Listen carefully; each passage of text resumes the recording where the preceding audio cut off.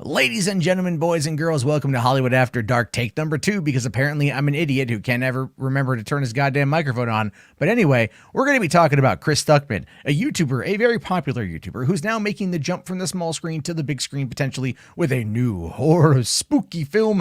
And of course, I'm giving away something very cool to people who donate to the channel. Let's talk about that right now.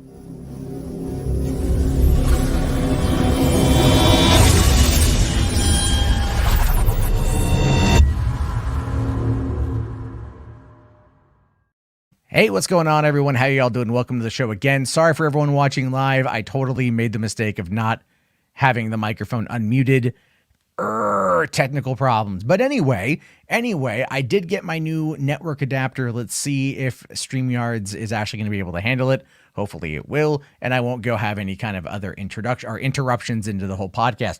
Anyway, so today's been an interesting day, at least when thinking about Loki. I don't know about you guys. Loki's been on my mind since last night. It's been on my mind since last night. A fantastic episode, the penultimate badassery that is that show. And of course, if you want to get the nice 40-minute long discussion that RJ and I did, check it out. It's on the channel. It's good stuff. So I appreciate everyone who gives that a listen. Thank you very much. Also, a quick shout out to the channel members. You are the guys who help keep the channel going. You are the guys who help keep everything afloat during these dark AdSense times, because it's July and it's actually a really weak month for AdSense, believe it or not. But anyway, you guys kick ass on that one. You guys get your name on this list, at least for right now, because we will be moving the show over to the Hollywood After Dark channel. That's youtube.com/Hollywood After Dark, just because of the way the algorithm operates. But I'll do that at the end of the month. And one of the things I want to do to maybe kind of sweeten the deal a little bit is I want to give a copy of this away. This is the brand new Life magazine, Indiana Jones Raiders of the Lost Ark at 40. This is a full magazine that is available in stores right now. I have a copy of it. It's fantastic. Lots of cool stuff in there. I want to give it away end of the month for people who donate via super chats or become a channel member or a patron, in order to give you guys something that's cool and also like tangible. Right? It's like not just a movie, but like something that's tangible. I really love these kind of things. And I want to give it away to somebody who maybe doesn't have a copy or anything like that. So that's something I want to do at the end of the month. So stay tuned for that. But really tonight is going to be talking about this Chris Stuckman thing, because it's actually like really effing cool that he's going to be doing this particular project. But before we quickly dive into that one, let me take a quick look here at the chat. HBart's right off the bat with the $2 super chat. Thank you, HBart. Says, got Orlando to sub here. Hashtag simp for Sylvie. Thank you. Orlando is a friend of his that he introduced last night, who he now has talked into subbing to the channel. Thank you very much for that. I appreciate that, Orlando. Welcome to the party. And then HBart's is here for his scheduled visit to my channel. I had to pull him away from Enosh, but that's all right. Anyway, Kira here saying, happy belated birthday to Sylvester Stallone. Damn straight. Todd Fayer saying, in Feige we trust. Loki is awesome. Kevin Feige is the smartest man in Hollywood. You know what? Right now, he clearly is. He clearly is. You know what I mean? And like even today, I called out Nerdrotic. I called him an NPC on a dialogue loop, which is absolutely true, because he absolutely is. They all just say the same thing over and over and over and over and over again. It's all they can do. To me, it's pretty funny because, it's like, it's just so stupid. But that being said, he actually fired a shot back at me, and I give him credit for at least attempting. You know what I mean? Like there's some kind of attempt at wit, but what he did is he brought up me being an Uber Eats driver as if that's, something I'm ashamed of or that I ever downplay. Here's the thing. You guys come in all the time. Do I ever downplay or kind of like talk down to being an Uber Eats driver or a DoorDash driver or anything like that? Hell no. I don't downplay that. It's a job. It's money. It puts food on my kids' plates. It pays my bills and shit. Oh my God, no, I have a job that I enjoy doing and I get to still do this at nighttime. Oh no, but I fired back at him with one that I'm pretty proud of. I said, yeah, I also deliver groceries. So hit me up next time you need a resupply of Kleenex when you're crying over a non-white actor being cast in a movie or a TV show, because it's so fucking true. It's absolutely so fucking true. Here's the thing, Gary. If you ever want to have an actual conversation about this, if you ever want to actually have a conversation about why you're just a broken record on repeat, why you're just a non-player character in a player character world, why you're boring. You're boring, Gary. You're boring. I just want to remind you of that. If you ever want to have that conversation, to have maybe a little bit of actual like spice in your commentary rather than it's just woken at that JW, because you're just on a broken record at that point. Like I said, you're boring. By all means, hit me up, dude. My DMs are open. We can schedule a time. I'll tell you what, I'll even go onto your channel. I'll go into the Friday Night Tights. I'll go into that Lion's Den, and I'm not even going to be there to fight anybody, but it'd be fun to pretty much school you guys on how everything works, because you clearly don't understand a goddamn thing. And every time you open your mouth, it just becomes more and more apparent. So please bring me on and let me school you in front of your audience, because that to me would be the funniest damn thing. You don't know the first thing about Hollywood. Your idiotic, moronic friends don't know the first thing about Hollywood. And at this point, shit-kicking bigots, racists, sexists, and friends of BitChute Nazis would be a fine way to fucking end my week. So please, come on, let me know. I'll clear my whole schedule. It will be a blast. That being said, let's get into it a bit. All right. So, stop being such a Disney shill. The MCU is not perfect. Fuck, man. I never said it's perfect. I said I like it. I can like things that aren't perfect. You know what I mean? I like myself and I'm flawed as fuck. All right. Like you don't have to like everything. That's one thing, but it's when it's when the criticism is so abhorrently diminished from anything that even resembles criticism. And it's just the same 3 fucking words over and over and over again, and it's the same complaint over and over and over again, and it's not even like a criticism about the show. It's like, it's woke, it's SJW, my god, a woman was cast in a role, or a black person was cast in a role. Oh no, my god, the world is crashing around them, their fragile egos are just crumbling, and they have to clutch to their pearls and faint on their couches because that's all they have. No. You can sit there and criticize the MCU. There's stuff in Loki to criticize, 100%.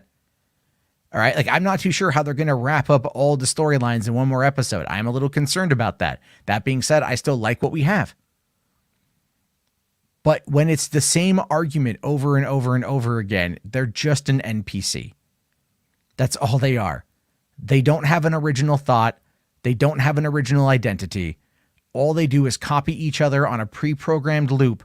And the sad thing is, their audience is retarded enough to keep listening to it. And that's the sad thing. I feel bad for the audience, because that is how just like mentally stunted they are. You know what I mean? It's why when people say they're fans of Doomcock and I press them on being fans of Doomcock, they go, well, it's entertainment, because they don't have an actual valid argument to back any of it up. They don't have a valid argument to back any of it up. What they have is just talking points and then a circling the wagons on those talking points. That's about it. So everything else. Anyway, let's see. Hold on. DC has better comics game and animation. Marvel's only great. What the fuck does that have to do with the price of tea in China? Like literally, who cares? Like literally, who cares? You know what I mean? Like, what are you talking about? No, wokeness didn't stop his comics. People stopped buying comics, Fourth. People stopped buying comics from stores. There's a reason why even GameStop moved over into the Funko land. There's a reason. There's an absolute reason why all this is happening. I haven't talked about Shelby Oaks yet. No, we haven't done that yet. Because I had to restart the thing after like 8 minutes. Ah, fuck. Anyway, I just spilled something. Oh, well. Oh, someone's got a picture of me from when I cried. That's pretty funny. Anyway. All right. Where am I at here? Outlord says those nerd outrage culture guys like Nerdrotic annoy the hell out of me. They do. They absolutely do. They absolutely do. They're boring. They're the same thing. Mike here asks, Jarby, when are you bringing Francis back on? You mean Boogie? Otherwise, who the fuck is Francis? Thank you, though. Anyway, so, all right, we're back on track now. So let's see here. The comic prices are killing comic shops. Yeah, the prices are.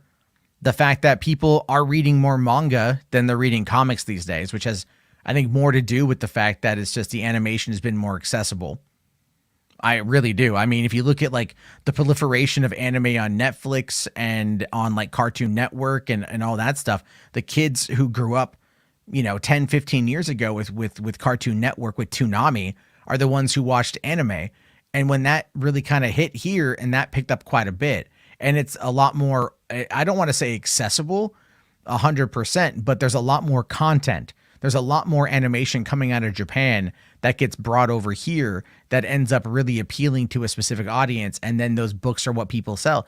If they did more half-hour cartoon shows, maybe there might see a change in some of these things. But then again, also it's like Spider-Man and DC stuff like that. I mean, well, hell, no, DC sells more than Marvel right now. That is true.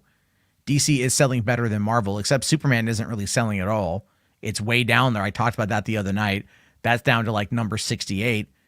And you can argue that some of these woke storylines are hurting some of the runs. Like, was it Angela, Queen of Hell from a couple of years ago? Obviously did it. But then again, the SJWs or whomever the hell that went after, maybe it was even the purists that went after Batman Dark and Batman, the outline of Batman's penis, and that like freaked people out. We find out from like DC Comics that apparently Batman don't eat pussy, which is an absolute lie. Batman totally eats pussy. So that was a whole big conversation. So the comic world in and of itself is all about the movies at this point in time. And here's the sad thing about it. The movies, as popular and as lauded as they are, in no freaking way, translate to mass comic book sales. And that is true. Now, El Shanasto here makes a very interesting point. Says here, maybe it's time for comics to go the way of pulp mags. I don't know. I don't know if it should, right? Like, I don't know if it should. But it might, because they might need to go and they might need to just go back to being more of a niche thing.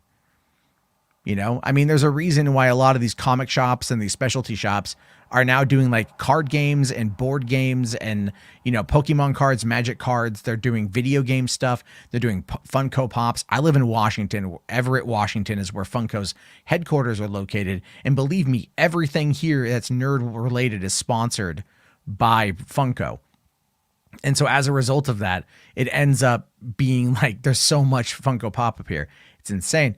And I think people are just, it's a shift of it. It's like Disneyland doing the Avengers Campus by having augmented reality games or augmented reality rides, more interactivity on that front as well. Same with like the Super Mario Land or Super Nintendo Land, whatever it is over there in, I forget where it is, Japan, I think, has a lot of augmented reality stuff that they can do digitally that's going to keep the younger audiences engaged because that is where they are at. The people who collect the toys and who still buy the books and get the physical media, they're important to the ecosystem, but every year it's getting less and less and less and less and less. If you guys recall, DC Universe was not just a place to put all the DC movies and new DC shows. DC Universe also was a place to read all of these comics digitally, and it worked out well. I enjoyed reading the comics there. But now you can still get DC Universe, but it's just for reading comics. And HBO Max is where all the other stuff is going to go. It's very difficult at this point in time to, I think, sell comics on a mass level. But the property value of comics is insane. The property of how much these things, are popular in the mainstream is not going away for a while. But there is going to be casualties of this particular expanse. So Kira here says Funko Pops are going the way of the Beanie Babies. Changed my mind. Maybe at one point, but not. We're still in the height of that shit. So let's see here. Alvi here says Marvel prints Star Wars and Alien comics, which are my preferred franchises. And yeah, and like the Star Wars stuff's actually pretty good. Pretty good. So all right. Why don't we get in and talk about Chris Stuckman and this particular Shelby Oaks thing? All right. So Chris Stuckman to make a horror movie, Shelby Oaks, about missing paranormal investigators. Now, let me just start off by saying that, for one, absolutely props to Chris Stuckman for being, you know, a movie reviewer, but a guy who also has a love of cinema, a love of all these things, and then getting the opportunity to tell the kind of story that he wants to tell. And that's awesome. Not many YouTubers who talk about movies make movies, you know? So it's great to see. And his popularity is going to go far in regards to getting people to watch this thing. However, I do think, if I have to say it right now, the likelihood of it opening up on a streamer like Amazon or Netflix is probably pretty high. This is what it says here. Paper Street Pictures has set YouTuber Chris Stuckman to write and direct a mystery horror movie called Shelby Oaks about a group of missing paranormal investigators. The project, it will chart the story of a fictional mid-2000s U.S. paranormal investigative team called the Paranormal Paranoids. Multiple found footage videos have surfaced online in recent months that prompted horror and ARG fans to speculate about the veracity of the case and the whereabouts of the investigators. One video uploaded last week appeared to show the abduction of one of the groups known as Riley. Genre outfit Paper Street has leapt to the fan following for the online fiction and has leapt on the fan following of the online fiction and set Stuckman, who has nearly 2 million subs, to steer the project creatively in his feature debut.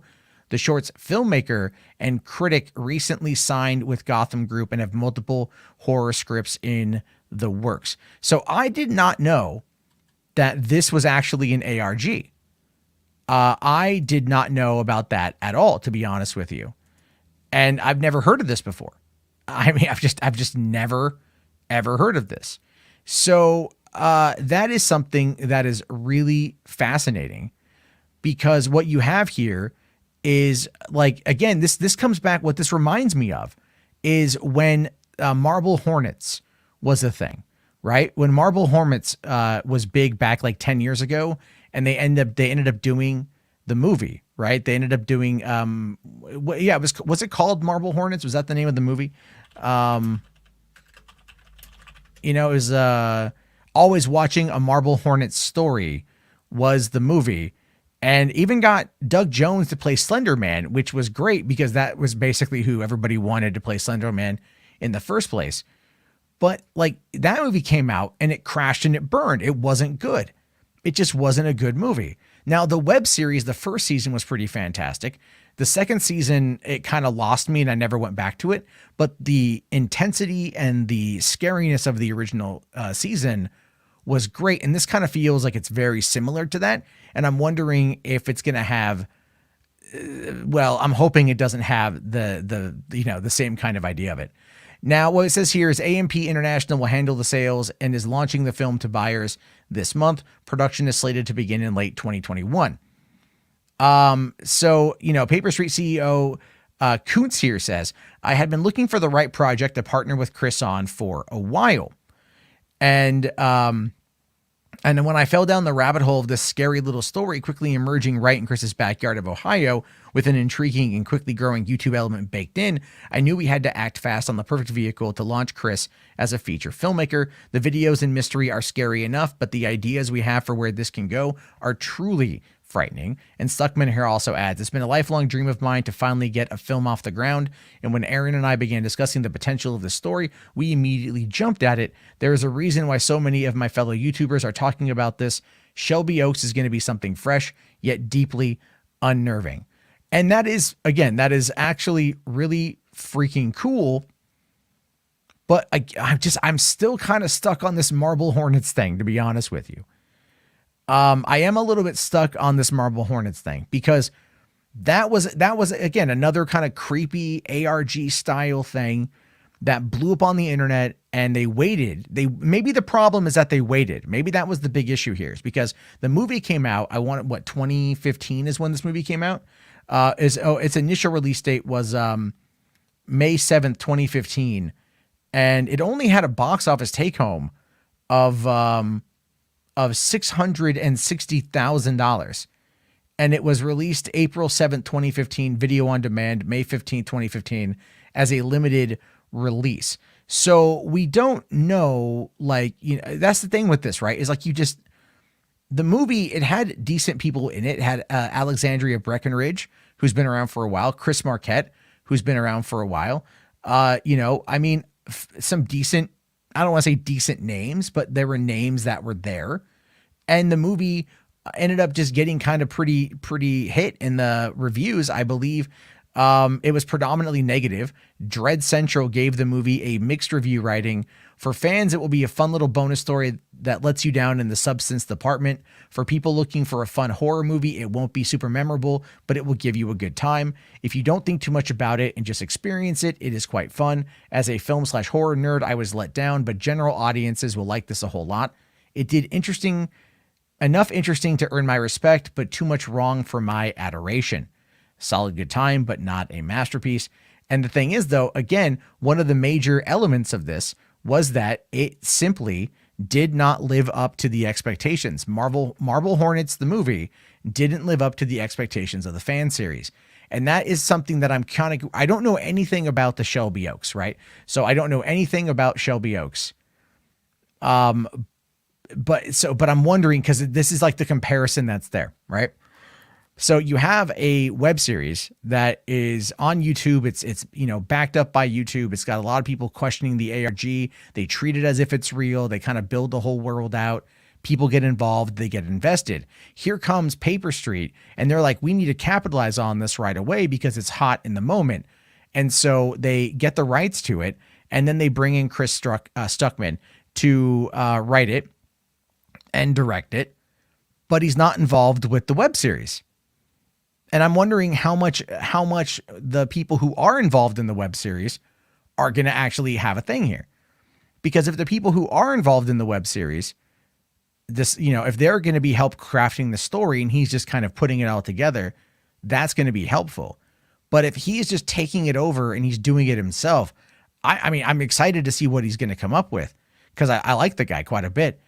But I'm also a little bit concerned because in these particular situations, I'm sorry, like the creators of the content, they are the ones who are going to have the fundamental understanding of what makes it tick, of what makes it popular.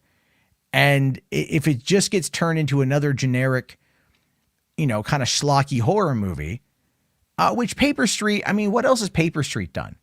Right? Like, I wonder what Paper Street has done on this one. Let me take a look here, because I'm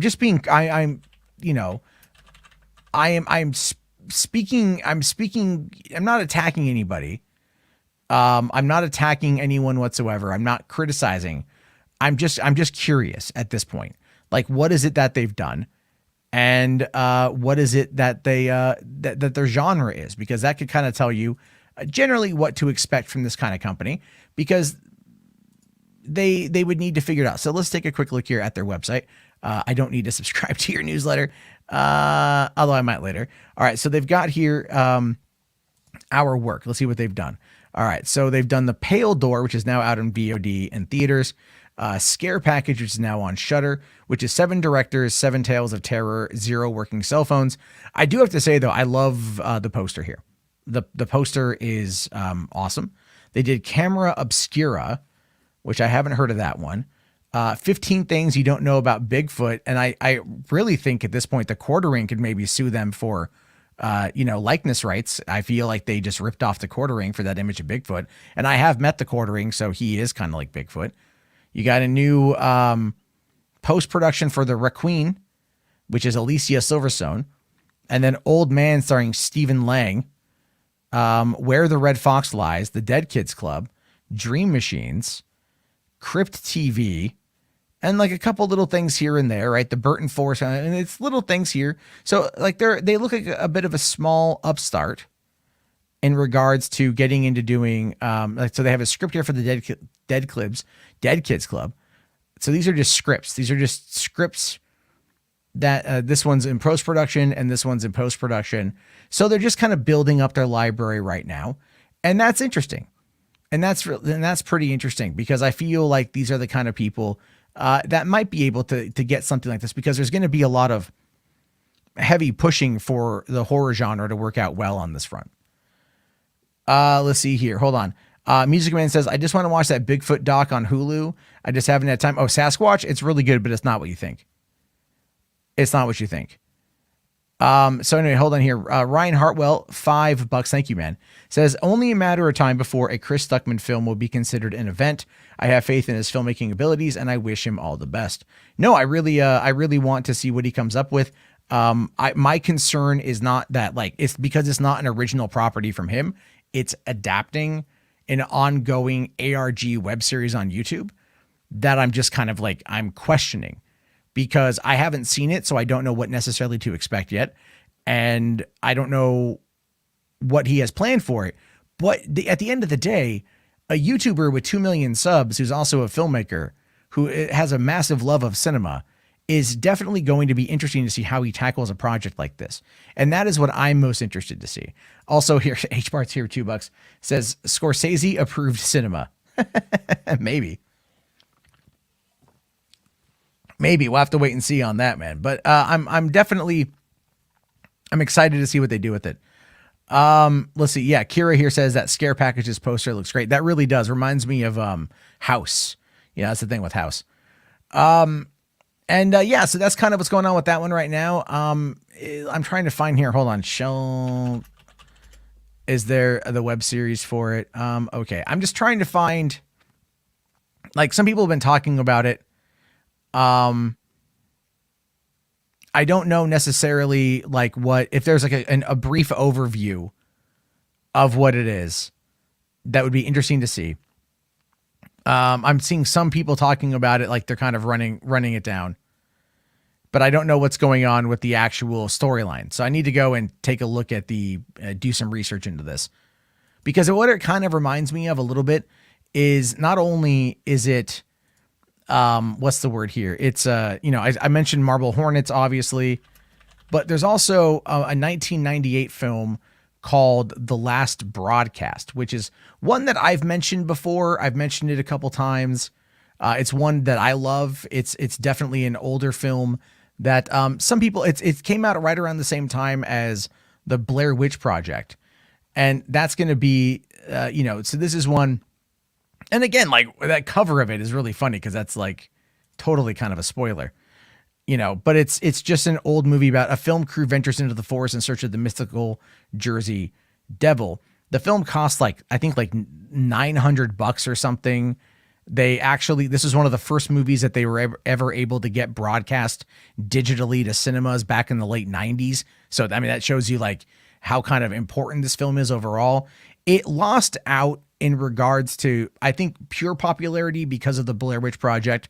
Like, if you were to compare The Last Broadcast to the Blair Witch Project, there's not really any comparison. The Blair Witch Project was a much better film overall, but it also had a greater budget. They also plotted it out a little differently, and this one felt like it was more contained and simple. But it was still effective, and it was still really good. And it's on actually Amazon right now. We can actually, I can buy this on Amazon on DVD for $48. What? Let me see this here. I can buy the DVD for $40. That's used, or I can get it new for $71. That is just insane. That why is it so much money? Why is it so much money? Holy shit. So anyway, I'm definitely interested on that one right there. So, all right. Hold on. Fourth here says, my only real caution on Stuckman is that he's a very sensitive dude. I don't know. Look, I can't really sit there and say that, I've never reacted poorly to people criticizing me, but not everyone's a snowflake for it. Some people are just in a bad space. Not every day is perfect, and sometimes shit just kind of gets with you. Professor Poopy, I'm assuming you're asking what the budget is for Shelby Oaks. We don't know yet. We'll probably have to wait and see. So wasn't that the Blair Witch Part 3 story? I don't remember, to be honest with you. So hopefully this will be good, because I'd like to see more like of these kind of smaller, YouTube centric ARGs or these kind of horror series getting a bit more mainstream play. Look, the thing is, if you think about it in regards to where cinema is at the moment, it's really kind of in like a weird place because it's either like obscure horror films or, you know, whatever the fuck Nicolas Cage is up to, which is usually something pretty cool, at least now, because he doesn't care. And then also it's just like the tentpole, you know, sequel films, comic book type stuff, franchise films. And, you know, seeing these little things come out and like have a fan base and build a fan base on YouTube and then go out there into the world, that can really impact. And I think that could be something that could really kind of like light the fire. And I've said before that I feel like when it comes to revitalizing cinema after COVID, one of the major factors with that is actually really heavily is going to be for horror films. And I really feel that way. I really do feel that way. So that's something to keep it in mind for down the road. And I'm hoping all the best for him. Rational Skeptic here says, are you friends with Chris? Have you met him? I'm not friends with him. I've never met him. I would like to meet him one day. I did meet James Rolfe one time back in 2016. I met James Rolfe very briefly. I met him at the Portland Retro Gaming Expo, and I got a picture with him, and he seemed like a nice enough guy. You know, it was very brief, very quick. And I've met him, who, I mean, you know, so a lot of those guys, they don't go to VidCon. They don't go out to those events. I know Elvis the Alien. I know him. I know Leon Lush. Yeah, I've hung out with them at VidCon, you know, Quebblecop, couple people. I mean, I don't know him very well. I think we've had like a very brief interaction overall, but you know, you just meet people as you go to these events. Hey, what's going on, Ray? How you doing? Let's see. Rookie Critic here. It says, many of us have the ability to make short films. It would be cool to see more YouTubers jump on that. Oh no, I completely agree. Do you guys want to see one of my like really shittier short films that I'll show you guys. I'll show you guys a really terrible short film that I did a number of years ago, long time ago. Let's see if I still have it up on my YouTube page. I'm hoping I still have it up there. I don't remember what we called it. I just remember that we made it. And let's see here. I got to go back away. No, when did we shoot it? We shot it. Oh man, I forget what it's called. I'll have to think of it later because I remember we made it like, I want to say oh man, I don't remember. Damn it. I'm sorry guys. Cause I would show you guys, this little short that we did with my friend and my sister. And it was a lot of fun. It's a silent film. And I know we made it before 2006. Yeah. Where the hell would it be? I don't know. Maybe it's on my old MySpace page. Maybe it's on my old MySpace page. I literally have like, no idea, which totally sucks. Yeah, I don't remember. I'm so sorry guys. I would love to show it to you. I would love to show it to you. I just don't remember what it is. I don't remember where it's at. Am I going to get back into filmmaking? I have ideas. I have ideas for stuff I want to write. I have ideas for things that I want to do. I don't know if filmmaking specifically is where I'm headed, but I want to tell stories definitely. And I have an idea for a company that I think would be great. And I'm not ready to share what that is just yet, but it would be about storytelling and sharing stories. I do have some point of view found footage movies I'd like to make. Well, quite frankly, those are the only ones I want to make, are those kind of things. Yeah, I really wish I had that damn short film. I don't remember where the hell it would be. I just don't remember what it was called. So, let's see here. In Search of Part 2. Yeah, In Search of, that's a thing that we did. That's an old one. Let's see here. We're talking about Upgrade. The Lee Wannell movies that we're talking about. Yeah, well, maybe we'll get to that here in a little bit. Yvonne here says you're the writer type. I am the writer type, and that's perfectly fine. I get really involved in the writing process. I do. And then when it comes to actually like getting something made, I get impatient, which is probably why I like point of view found footage. Oh man. No, it was, hold on. Let me try to find this here. Okay. Cause I remember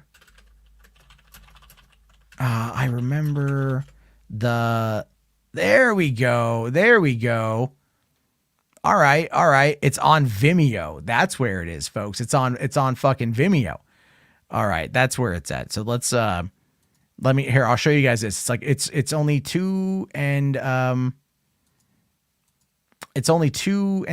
half minutes long. It's very short.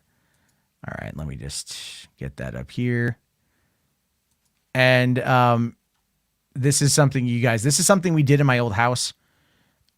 We shot it single camera, kind of only single lighting, and starring my sister. And I think we did this in like 2007, right? I think this is like from 2007. This is a long time ago, but this is my first attempt at kind of a horror film. But you can kind of tell that I put my own little flair in it.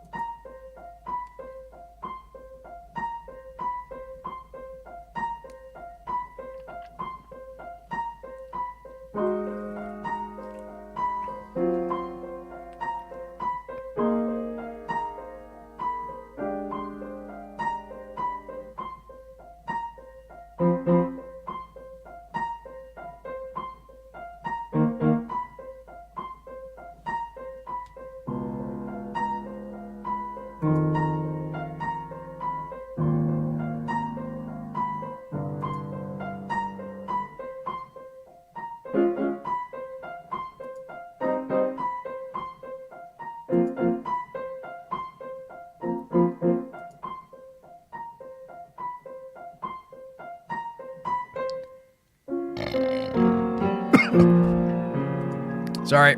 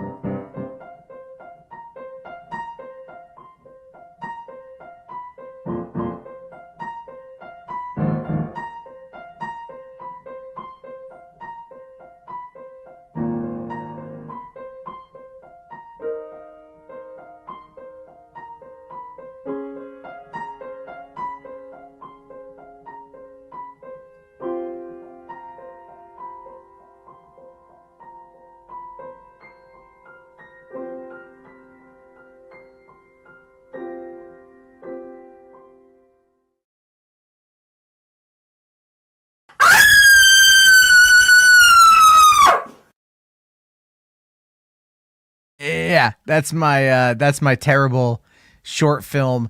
The idea behind that was simply just to like experiment with like lighting and pacing and building the tension and everything else. It was pretty bad. We shot this 13 years ago, so it's very bad.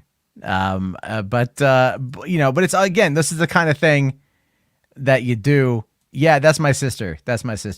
It wasn't short enough. It could have been tighter. Yeah, no, Bianca, you're not wrong. It could have absolutely been tighter, 100%. Like the idea there was simply just to kind of experiment with it. We were using CFL bulbs, and I think we shot that on a Panasonic HVX 200. So it was a prosumer grade 720p camera. At the time, that was actually pretty expensive. So we shot it in like an hour and a half, 2 hours, somewhere in there. And I just wanted to I was trying to experiment with how to draw storyboards and like how to frame shots and everything. And it could have been tighter. Other things I've done have been tighter because I didn't edit them. I gave them to somebody else to edit. And that's kind of where I'm at. So my sister is hot. Thank you, Kassra. That's there you go. Okay. What year? This was 13 years ago, 2008, 2007, 2008, somewhere in there. I think we shot it in the fall of 2007 because I had graduated film school. So that was what, what about the video of me playing the Halo 3 beta? that exists as well. We shot this, I believe we shot that one on the Panasonic HVX 200, which at the time was, used these P2 cards that were absolutely effing expensive, and it was obsolete within like a couple of years because it was only 720p. So there's that. Fourth year says, I only had the DVX 100. At least you had HD. Yeah. We used the DVX 100 when I was in school. I don't miss mini DV. All right. I don't miss mini DV. The last thing I ever, like, fucking Firewire, man. My God, Firewire. Yeah. That was my life for a while. But I mean, look, the thing is that short film is terrible. What do you mean she's adopted? She's my half sister, you bitch. Anyway. So, hold on. You're now that you're reaching 40, you're going to start writing a memoir of your life. I did actually, 15 years ago. No, not 15 years, like 14 years ago. I was reading Kevin Smith's My Boring Ass Life, which is a year-long diary of his life.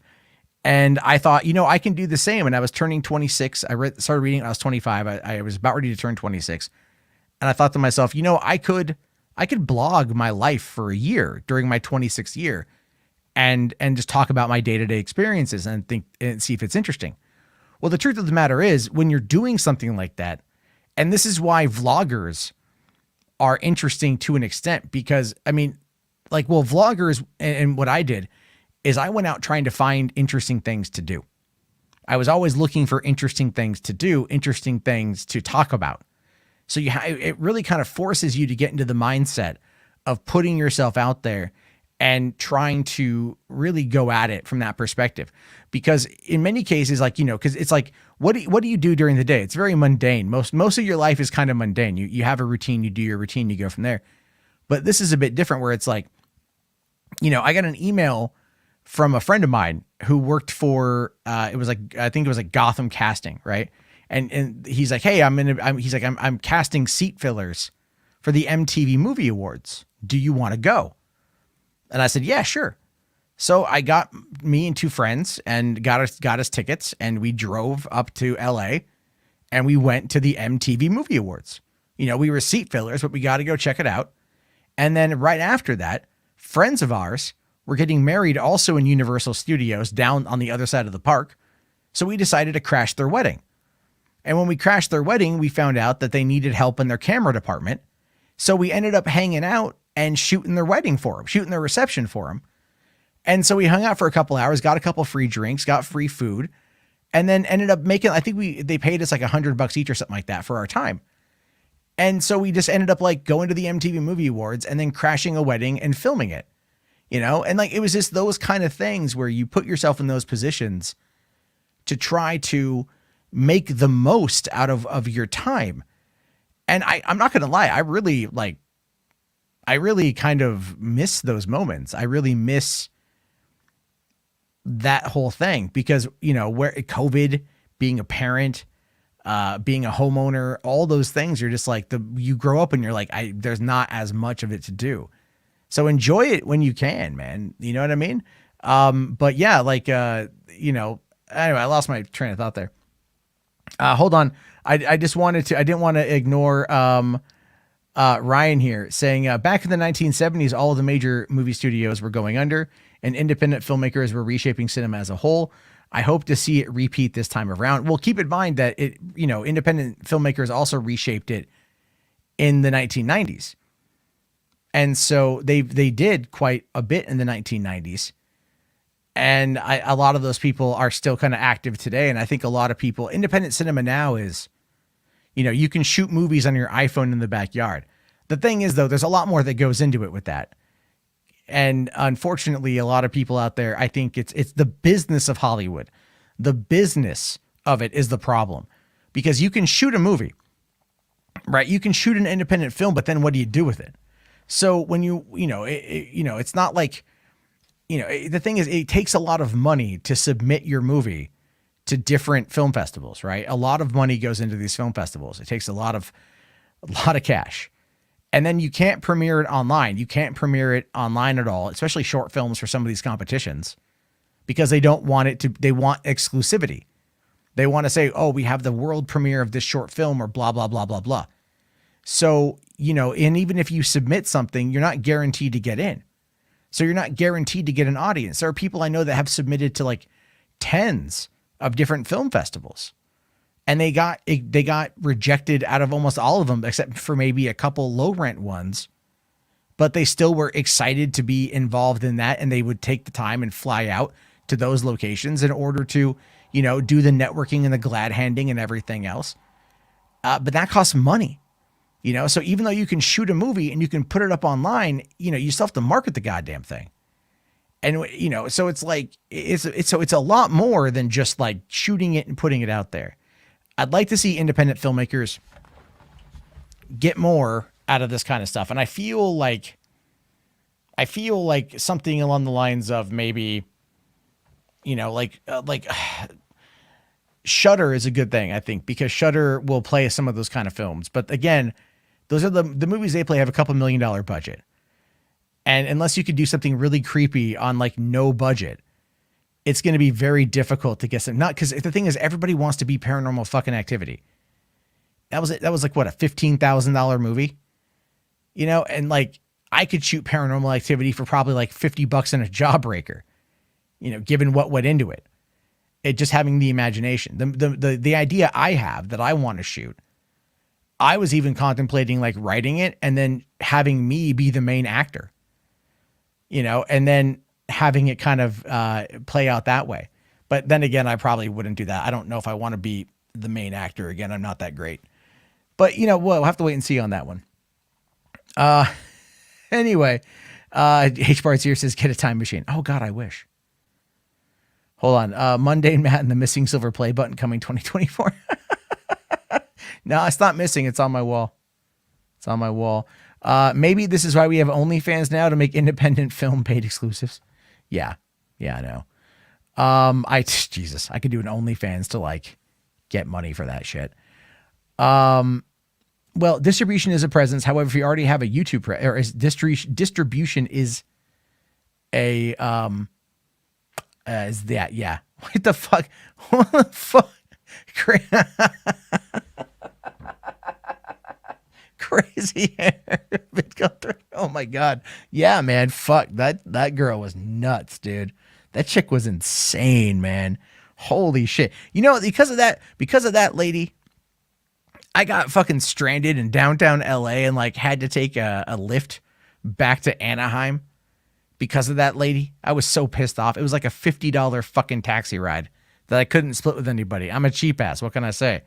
But like, this girl had oh my God, that's a whole other story I don't want to get into right now, but I haven't heard the name Crazy Hair in a while. Let's see here. Paranormal Activity had Steven Spielberg backing it. That is true. That's true. You need a director to whip your line discipline into shape. Probably, yeah. Alvi here says independent filmmakers should come together and create their own studio similar to United Artists. I mean, again, dude, it's all about money and distribution. Like it's such a weird thing. Like if you look at someone like Blumhouse, okay, and I love Blumhouse. I love that they put out original content, but I feel now they're just getting into this like again reboot, remake, rehash shit. You know, like Fantasy Island. What the fuck? They're doing there's another remake that they're doing here that, you know, they did Black Christmas. That was so bad. Dave McRae, right? Like who's a YouTuber, went out and shot like a 45-minute sequel to the original Black Christmas. Apparently it's really good. I've never seen the original Black Christmas, so I don't know. But like, you know, he went out and did that, I think, as a result of what, you know, of the Blumhouse PG-13 Black Christmas that came out and fucking died, even though there was a remake that came out, I think, in 2005 with Michelle Trachtenberg. So it's like, it's one of those situations where, you know, like getting something sold to Netflix doesn't mean much anymore, because are people going to watch it?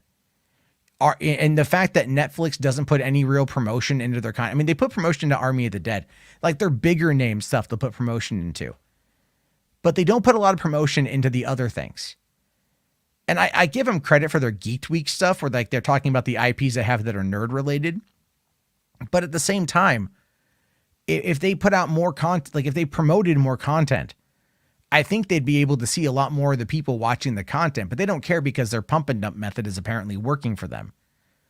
So the concept of marketing and curating and all that jazz is all left to the filmmaker, which is why I give it up to Zack Snyder for literally going on to like a lot of different streams to not only promote the Snyder Cut, but to promote Army of the Dead.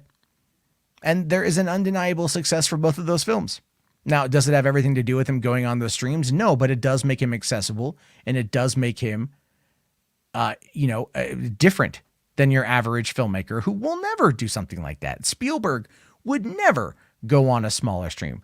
Kevin Smith, maybe, but like you'd have to really corner his ass and like kind of get him to commit to it because he's got his own stuff. A lot of these people, they don't want to reach out like that. And I get it. One of the things about entertainment is you don't want to be too accessible, because if you're too accessible, people won't pay money to see you. And that's really what it boils the fuck down to. If you're too accessible, people don't want to pay any money to see you. So there's definitely that to consider. I hope Scream 5 is good as well. Let's see. This Christmas, you should do a Twitch stream of the original Black Christmas. We'll watch. Yeah, man. Yeah, I need to get into doing those Twitch streams and this other streams in general. I might just have to do it through Discord, because not everyone has an Amazon thing, and I don't really want to have to like. A lot of people I know do private viewings on their Discord, which I don't know how legal that is, to be honest with you. Anyway, Candyman, yeah, right, Candyman. Hey, look, the new one looks good. Not gonna lie, it looks very interesting. Definitely different than the original version with Tony Todd. But you know what? Hey, still a reboot. Do we need it? Nope. It's one of those things where it's like, I just would really, I really want them to be, I would love for more originality, because there's a lot of it in Hollywood.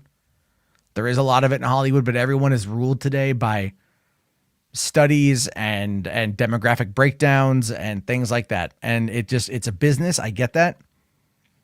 But they're just at this point where it's like so much content is being made that so much good slips through the cracks. And that ends up being a major problem. And nowadays, even then, look at the kind of content that does really well on YouTube, even when it comes to talking about movies. If you talk about a movie that's like, you can't really talk about a movie that's good because no one will see it. But if you do like an ending explained sort of thing, you might get some views. But if you go, blank movie is the worst movie of all time, people will click on it to check out you raging on a movie. The culture about movie talk on this platform, predominantly like in the long form for actual like essays, I feel is more aimed at the negative. People love like Red Letter Media because they tear into movies. Well, guess what? I've unsubbed from Red Letter Media, and I don't watch Red Letter Media. I think they're talented guys and I respect their hustle, but I don't want to fill my brain with that shit. I want to enjoy a movie. My Podio commentary, I need to get back to it, but like, I think Podio commentary was great because I approach things from more of like a hopeful perspective. Let me tell you how something was made to maybe give you a greater and deeper appreciation for it, which is how I approach movies, is like, how can I have a greater and deeper appreciation? Anyway, let's see. Cough, Filmento. I don't know who that is. I don't know. Let's see here. One of my favorite video essay channels is Entertain the Elk. Would you count that material as negative? I haven't seen it, so I don't know. He sounds kind of familiar, but I'm looking at someone like fucking Mahler. You know what I mean? Like Mahler just like tears into shit, but I don't even, like the Critical Drinker, all those guys, they just tear into things because that's what people want from them. And I mean, imagine cultivating an audience that just wants you to be negative all the time. So it's kind of like that. Like there's good things. There's good things out there. There's bad things out there. It's one of the reasons why I like doing this, I like doing this as talking to you guys. That's a lot of fun. But like my general desire to like cover a lot in regards to movies kind of goes out the window. And that has a lot to do with the fact that I'm just kind of bored with the discourse on YouTube. It's like, I realize I'm actually in the same cluster as like all the Fandom Menace guys. So we share a fair amount of the same audience, which is fucking sad. Right. But again, I realize that if I go negative on something, I'll get a lot more traction than if I go positive on something. And a lot of people justify going negative by saying, well, that's what the audience wants. And if you listen to like, I'm like, but so it's weird. It's like, do you believe what you say? Are you being honest with the audience, or are you just telling them something to get them angry so they don't ever have to critically think about what you actually say? And it's a very interesting world to be in. But anyway, I don't want to dwell on that shit. So let's see here. Spill was great. My issue with Double Toasted is that they trade quality review for the joke and get some observable details wrong. Well, what about like Cinema Sins? That gets a lot of shit, right? Because like they're just going after like they just like the heavy nitpicking. But don't people watch it because of the heavy nitpicking?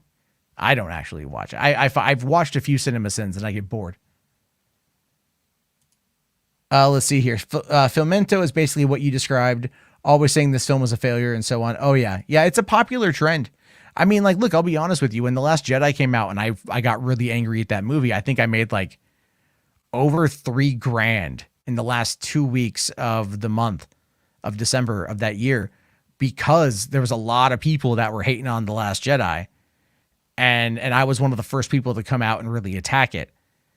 And I've softened my opinion in regards to how I vocalize my opinion. I still very much dislike the movie, but I'm not going to sit there and dwell on it, because what I feel we've gotten in the subsequent few years has been marginally better, and so I'm just kind of putting that behind. But a lot of people, they just want that. They just want you to like, I don't know why you would spend time watching shit you don't like. You know what I mean? Like, I put it to you guys like this. Here's an analogy for you. It's terrible and it's crass, but it's true. When you're watching porn, when you're surfing through porn and you click on a scene and maybe the thumbnail got you, but you don't really jive with what it is. Do you sit there and still beat your dick to it, but you just do it angrily because you're like, well, I'm already here and I'm just going to bitch about it? Or do you back out and you find something that you like in order to get your rocks off? You know what I mean? So many people stick with that first option. They stick with the former rather than the latter, and they get angry about it. It's like, why do you want to be mad? Why do you want to be mad? I just don't get that. I've lived my life like that. It's not good. It's not good mentally. This shit's terrible. Let's see here. Professor Poopy says, something about YouTube videos feels like limbo. Endlessly finding videos to watch. I watch more content about movie drama than actual movies these days. Yeah, I know. I get you, man. Min Min here says, sadly, negativity sells. Yeah, no matter what. I know. BV or Alvi here asking, is it possible that Black Widow will underperform? I saw that video, that thumbnail pop up from Comic Book Cast. I'm like, what the fuck are you talking about, dude? It was originally speculated to hit 90 to 120 million for the weekend. Now it's looking at like they're estimating as high as 140 million for the weekend. What the fuck does underperform mean? That's my question. What the fuck does underperform mean? Marvel fans are going to pay money to go see it in theaters, and then they're going to go to Disney Plus and they're going to drop another $30 to watch it on Disney Plus. Make no mistake. People will be in the theaters tomorrow night to watch it. I'm going to try to get there tomorrow night to watch it. And then they're going to come home and they're going to spend $30 and they're going to watch it the fuck again. All right. So like, I don't understand. I mean, look, dude, if Captain Marvel, all right, on the opening weekend of Endgame was number 2 with an additional $10 million because people still willfully went to go watch that movie, anything is possible. But a Marvel movie with Black Widow and it's getting good reviews, people are down for it. It's going to make money. I don't know what the fuck underperform is. And that's not about you or anything aimed at you, but it's legitimately, I've seen that pop up and it's like, what is your metric of fucking failure? Because the people that keep saying that it's going to underperform, right? The ones that are going to try to make those arguments generally have zero idea how anything in the industry actually works. They don't know anything about it. They know nothing. They know what they see on Twitter. They know what they see in trumped up headlines, and they know what fucking negative, what outrage merchants peddle to them. That's about it. So what does it mean? What does underperform mean? Again, Alvy, nothing at you personally. I'm just saying it's like, that's my frustration with it. Hold on here. Okay. So fourth,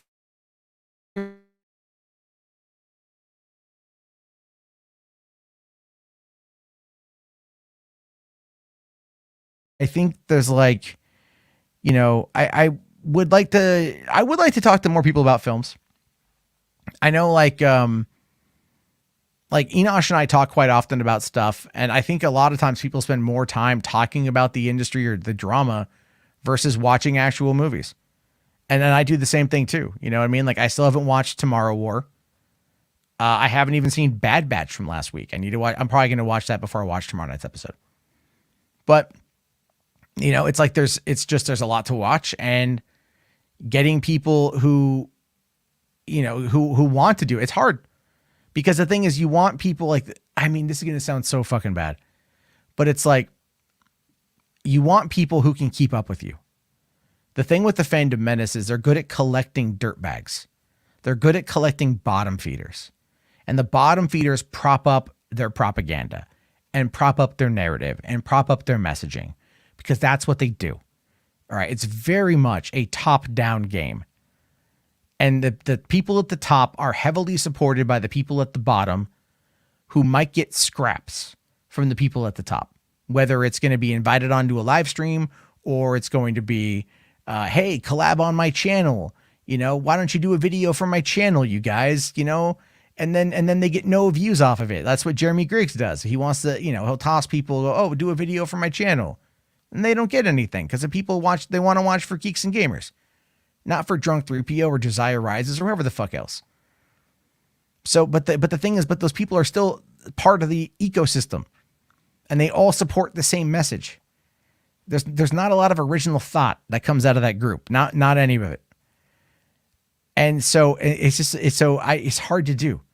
And I think a lot of YouTubers are afraid of a lot of movie YouTubers are kind of afraid of that kind of shit. I think a lot of the ones that are vocal about where things are kind of afraid of getting involved. And I think the fact that certain people kind of run the conversation on a lot of this shit, throw my fucking phone. I think a lot of those people, they kind of control it on an algorithmic level, and it ends up turning people off, man. It's difficult to do. Maybe I'm just cynical and pessimistic. Maybe that's my thing. That could be a thing too. I don't know. Let's see here. Disney's going to buy their own. No, Disney doesn't. No, you don't understand how the fuck that works. Disney's not buying their own tickets, dude. I don't know what you're talking. Is this Captain Marvel fucking propaganda again? This is a Captain Marvel conspiracy theory. Disney confirmed buying their own. That's not how any of that works, dude. It's not how any of it works. They lose money. What are you talking about? They don't buy their own tickets. What are you doing? Oh, I cut out for a moment. My bad. Yeah, Black Widow could make $800 million in the Fandom Menace, call it a failure. Yeah, I know. That was it. Nerdrotic's going to be like, oh, Taskmaster's not white. Let's see. Hold on. There's a StreamYard? I don't know. I need to get Ben Affleck on stream. That'd be great. That would be great. So, okay. I'm sorry. I'm just catching up with the chat here. Let's see here. Melissa Lord says, if Hollywood put out positive stuff, it would get positive reaction. That's not true. Okay. But it's a lot of that shit's subjective. Okay. It's all subjective. But when you have like the people saying like, oh, nothing is going to get, like they wouldn't dare cast a white guy in that role. And it's like, all it does is taint the conversation, and it's a dog whistle. And that's a lot of what it boils down to, because guess what? There's a lot of other people out there that are like, not white. And so who cares? You know what I mean? Like, who cares? I know this whole thing with He-Man's a big issue, but guess what? The original, was it Funimation owns the rights to the original He-Man? They can't copy the original He-Man completely. So this is a spiritual successor to it. But that doesn't matter. That doesn't matter because the outrage merchants want to sit there and point out whatever they can as being woke or SJW. Never mind, it's kind of like what we talked about this last night with the fact that fucking Mary Jane and Aunt May are totally different in the Tom Holland movies because that is an original creation that is owned by both Sony and Marvel. And that is how the rights work. People who don't understand really need to shut the fuck up. And that is that's the truth right there. The people who don't understand need to shut the fuck up. But the people who don't understand are often the loudest and most ignorant. But they, for some reason, find themselves in a position where they can command a large audience of people because thankfully sadly, having charisma doesn't denote having intelligence. Let's see, what? Loki is a Time Cop ripoff? No, it's not. No, it's not. It's not a Time Cop ripoff. What the hell? Why the Rip Mando? Because every time Melissa comes in, she keeps saying that like Mandalorian is dead or whatever the hell it is. I don't know. Let's see. Oh, you accidentally posted a StreamYard link for for Enosh's? So, yeah, Gary will just say MCU. I know. It's so weird. Like those guys are blatantly anti-woman, yet they act like they're completely like, no, we're totally about this stuff, you guys. Oh my gosh. Anyway, I look, this whole, it's kind of a weird thing. Anyway, I'm going to wrap this thing up because it's 12:30. I got to get up super early tomorrow to take care of the kids and probably rewatch Monsters at Work, which by the way, Monsters at Work is pretty damn funny and you guys should totally check it out because it's actually pretty good. I was laughing my ass off in the first episode. Second episode, not as good, but it's still pretty entertaining and it's something worth seeing. So if you are a fan of Pixar and you want to see the new Monsters at Work, by all means, check it out.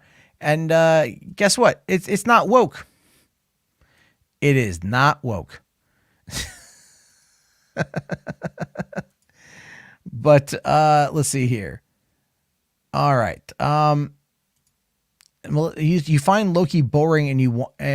I just like, how do you find it boring? I don't know. Now Tomorrow War is an Edge of Tomorrow ripoff. I have heard about that. And I love Edge of Tomorrow, by the way. So I got to check it out. Let's see. Fourth here says the negativity stems from fandom and all these adapted IP properties. Everyone has their own idea how they're supposed to play out. I really want to opt out of fandom movies. And I'll tell you this, dude. I'll tell you this, man. You're not wrong on that one. Like, you're not wrong. Like, I really want to start diving into some of these other films that aren't fandom films, right? But like, you know, things that are just interesting. And that's kind of where I'm at with it. Is like, it's just super, it's kind of disparaging, to be honest with you. It's like, I've been kind of drifting away. Like, I've been heavily thinking about like other areas of conversation I wouldn't mind diving into. Not that I'm going to stop streaming. I like streaming with you guys, but it's like putting any effort into anything else, right? It's like, it just becomes this, like, it becomes frustrating because it's like, there's like this eternal fight that you're not going to be able to win.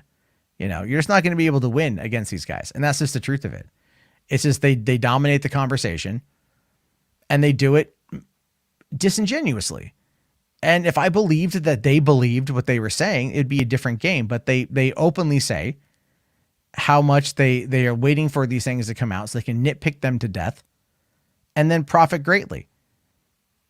Guess what we call that? It's called fucking carpetbagging. You know, it's disingenuous carpetbagging, but there's nothing I can say or do that would get them to change their mind and become ultimately better people or more honest people. Because at the end of the day, they worship the almighty dollar and they don't care how the fuck they get it. And that is just the reality of it. So it sucks. Anyway. Yeah, no, it's really good, Ryan. Monsters at Work is really good. I need to watch Upgrade, Kira. I haven't seen it yet. I know about it. A friend of mine really recommended it to me a couple of years ago. So, let's see here. I'd fire any negative people from my old comic store. I don't pay for opinions. Opinions don't sell. I guess. I mean, sure. That's I think opinions sell. I try to hype things up. Like I would never tell anyone at the theater not to see something. They would ask me what my opinion is, and I would say, I'd say, yeah, this is pretty good, or this, it was okay. I'd try to frame it in a way where they might still get some enjoyment out of it. Because only rarely did some movies really turn me off. Like, what was that? Sarah Michelle Gellar's The Grudge. Oh my God, I hated that movie. That movie was terrible. So, let's see. Hold on. Rational Skeptic here says, I believe John Campea and Roxy Stryer are no different than Geeks and Gamers. That is a very interesting take. That's a very interesting take on that. I don't know Campea is very opinionated, sure, but I don't know what Roxy Stryer, I've only watched her live streams. I don't know about her. I don't watch Schmodown. And then Whirl Girls I've never seen. So did I like Ju-on? I never saw Ju-on. I never saw Ringu either. I never saw the Japanese originals. But man, when they went through that phase of all the Japanese, all the remakes of all the Japanese horror films, like the only one I enjoyed was The Eye with Jessica Alba. And even that wasn't that good, but The Grudge I hate. No, I mean, I liked The Ring. I liked it well enough. I thought Gore Verbinski did a good job on the direction. The direction and the atmosphere was fantastic, but the story was so convoluted, and it wasn't in the original Japanese version of it. Didn't the kid's grandfather sacrifice himself so the kid wouldn't die? And then in this one, they took it all out, and then they did Ring 2. And then Rings, they rebooted Rings. I don't even know, man. I don't even know. At this point, could we just start adapting Korean horror films? Cause they do it pretty well. Let's just do that. Ringu and Ju-on are legendary. Did I like Korean Old Boy? Yeah. I did. Yes. I didn't watch the Spike Lee version of it. I thought, why? Why? No, I did like the original though. Rip. Oh, yeah, that's right, dude. That's right. Rip Robert Downey Sr. 100%. Fourth here says Roxy is the worst, but why? What about why? Fill me in on that one. What did Rec get turned into here? It got turned into Quarantine. Rec is probably my favorite horror film. That movie I had to watch with the lights on. But yeah, Rec got turned into Quarantine, which is just a shot for shot remake and not even that good. So, all right. See you later. Midman. Have a good night, buddy. So I have mentioned that I have never seen Godfather. That's right. I do own it. I own all three of them. I bought the Blu-ray set. I just haven't watched it. Yeah, I know. I spend too much time streaming. What can I say, you guys? There's a lot of movies I still need to see, by the way. So it is unfortunately what it is on that front. Let's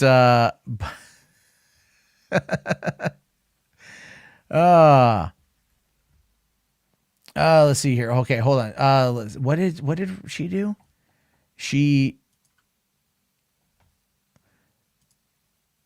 Matt wants to box someone, everyone. Who I want to box? I don't know.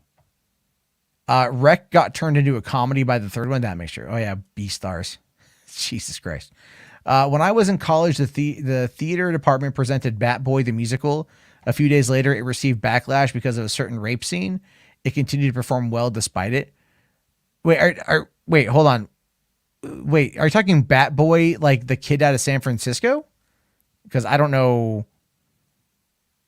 I don't know anything about that. So yeah, I don't know. Hold on here. I see.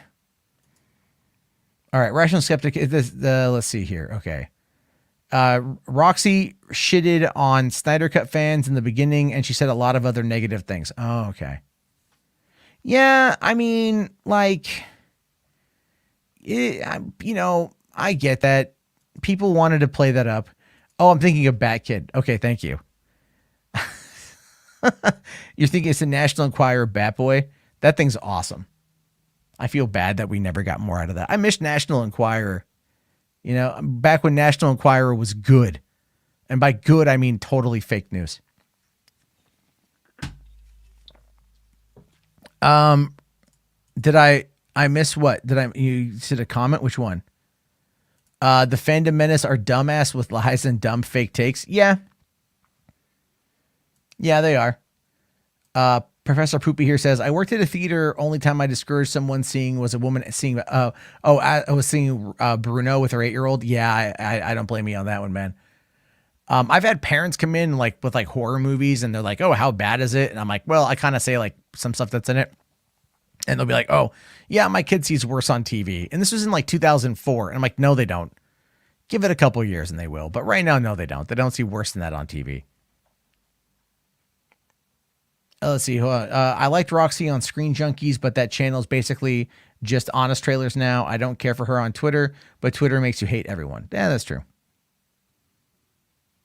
Did I realize that I bashed Superman just a day before Richard Donner passed away? I didn't bash Superman, and I wasn't bashing Christopher Reeve. I wasn't bashing Richard Donner either. I simply said that the character of Superman in the most hands is kind of boring. And everyone goes back to the concept of 78 Superman as being the Boy Scout Superman, and that is the vision that they see. I like the morally ambiguous stuff, to be honest with you. So, all right, let's see. Hold on. Since you worked at a movie theater, is it possible to rip the video file from a digital projector? I don't believe so. The files are encrypted. The files are encrypted, and oftentimes there's a key code you have to put into the machine in order to get the files to work. And the machines have to be internet connected, so you can actually, they can keep up on the security tags and whatnot. I'm sure someone someday will figure it out, but how would you offload it? That becomes the question. How would you offload the file? Because you're not going to be able to play it to a screen. And there's definitely no way you're going to be able to get into that hard drive. So I don't think so. But that's okay. Everything these days is on a 45-day window or less than that in some cases to go out to VOD. So it's not even going to really matter. Yeah, even Enosh agreed. That was crazy. Stars just streamlines the process, and if you don't put parental locks, then have the consequences. I guess so. You can rip them if you have admin access to on digital projectors? I don't think so. I don't know. I mean, I've no one I know who works on digital projectors has been able to do that, but then maybe they haven't even looked into it. I don't know. I know I said, okay, it wasn't Choir's Bad Boy. Okay. Okay. Yeah. No, we caught that, TW. What do I think of the Tomorrow War? I haven't seen it yet, so I need to. If you own it. If you own the digital projector, I worked for a small 2-screen drive-in that had 2 digital projectors that they own. So, I don't know what you're talking about. Did I see the Star Wars Vision trailer? I did. I'm not big into anime, but some of that looked all right. Some of the stories look okay. RJ's big into anime. He was kind of walking me through it and stuff. So that was pretty good. But all right, guys, on that note, I'm going to go to bed because I got to get up early. I do appreciate everyone coming on in, and thank you for putting up with my total mishap in the beginning. I'll talk to everybody. I don't know if I might take tomorrow off and be back on Friday because I want to go see Black Widow, and I don't know when I'm gonna be able to do that. We'll see how it goes. If you guys see me pop up, I pop up. If not, you guys know why. So I'll talk to you all later. Have yourself a great night. If you haven't already, please give the video a like, subscribe if you're new, and I'll see everyone. Peace out.